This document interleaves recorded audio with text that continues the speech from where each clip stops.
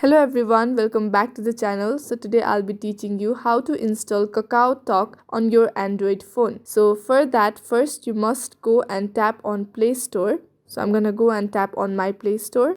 Now on the top left you can see search icon. You'll have to go and tap on the search icon and search for Kakao Talk. So once you type Kakao Talk on your Android, you'll have to go and tap there and tap on the Kakao Talk application and then tap on install option that is written in the green box. So once you tap on the install option, it will start installing on your phone. Kakao Talk is a South Korean mobile messaging app for smartphones operated by Kakao Corporation. So it offers chat and real-time voice and video calls. So with more than 150 million users worldwide, Kakao Talk is a messenger app connecting people and the world. So you can always use Kakao app to interact with people you want to. So you'll have to wait till it gets installed. So the application is installing in my Android.